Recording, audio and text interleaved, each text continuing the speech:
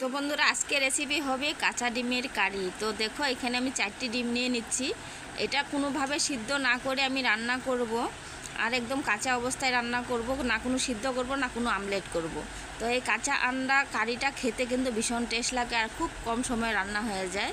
তো কালকে আমাদের হচ্ছে শনিবারে নিরামিষ, তাই শুক্রবারে রাত্রিবেলায় এক টাইম খাওয়ার জন্যে যাতে ঝটপট বানিয়ে নিতে পারি সেরকম ধরনের রান্নাটা করছি। একদম খুব কম সময়েও রান্নাটা করব আর খেতেও লাগবে দারুণ টেস্ট। তো আমাদের ঘরে 4 জন লোক, তাই 4টা এখানে আন্ডা নিয়ে নিচ্ছি, মানে 4টি ডিম নিয়ে নিচ্ছি। তো এটা মুরগির ডিম হলেই ভালো হয়, কিন্তু হাঁসের ডিম একটু হয়তো গন্ধ হতে পারে। তো মুরগির ডিম কিন্তু এক ফোঁটাও গন্ধ হবে না আর খেতেও লাগবে দারুণ টেস্ট। তো দেরি না করে রেসিপিটা এখন শুরু করব।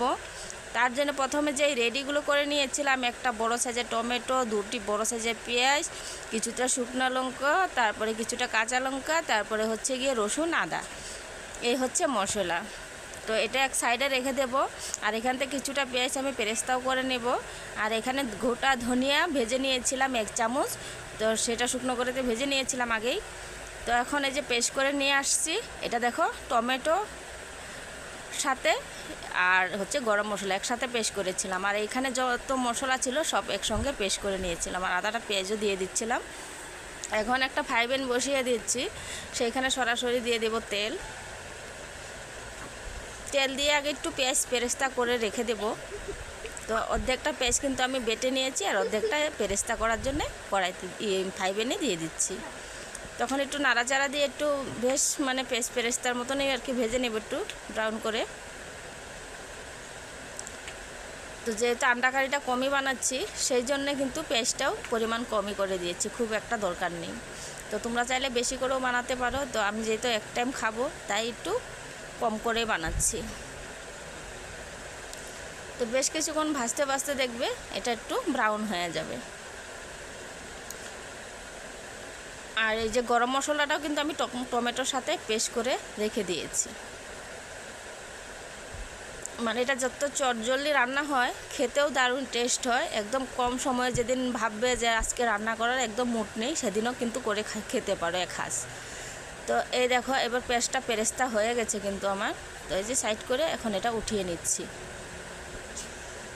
তো সেই তেলের মধ্যে দিয়ে দিচ্ছি গোটা জিরে, ফোড়নে দিলাম আর 2টা শুকনো লঙ্কা। এখানে যদি তেজপাতা দিতে চাও তবে দিতে পারো, তো আমি ভাবলাম না দিলেই ভালো হয় তাই দেইনি। এখন এই যে বেটে রাখা মশলাটা দিয়ে দিচ্ছি। প্রথমে মশলাটা দিয়ে ভালো করে নেড়ে চেড়ে একটু কষিয়ে নেব, যতক্ষণ না এই কাঁচা রসুন আর পেঁয়াজের গন্ধটা চলে না যায় ততক্ষণ এটাকে কষিয়ে নেব। তো আদা কষানো হয়ে গেছে, এর মধ্যে হলুদ গুঁড়ো আর জিরা গুঁড়োটাও দিয়ে দিচ্ছি। আর ধনিয়াটা তো আগে পেস্ট করে নিয়েছিলাম তাই আর দিলাম না।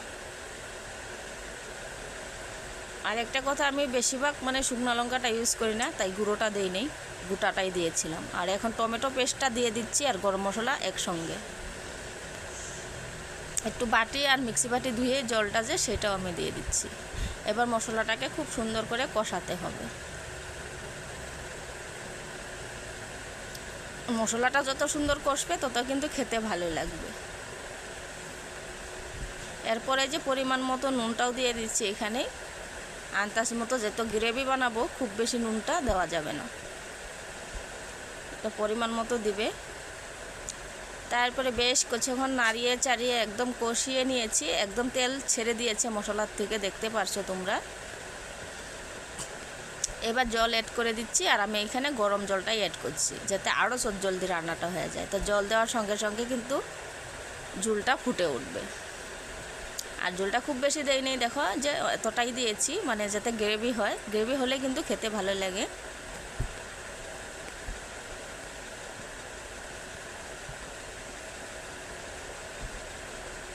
এখন এই যে এক এক করে ডিমগুলো ভেঙে কিন্তু আমি দিয়ে দিচ্ছি, আস্তে করে বসিয়ে দিচ্ছি। এভাবে করে আমি 4টি ডিমে দিয়ে দেবো এখানে। একদম ইজিলি রান্নাটা, যে কেউ মানে যখন তখন করতে পারবে। অবশ্যই প্রবাসী ভাইদের জন্য আরও বেশি সুবিধা হবে, কারণ এটা প্রবাসে থাকা মানুষেরও চটজলদি রান্না করে কিন্তু খেতে পারবে। তো তো 4টি আন্ডাই আমি দিয়ে দিচ্ছি। এখন আর ঘাটাঘাটি করা চলবে না, এখন এইভাবে কিছুক্ষণ হতে দিতে হবে, 2 থেকে 3 মিনিটের মতন।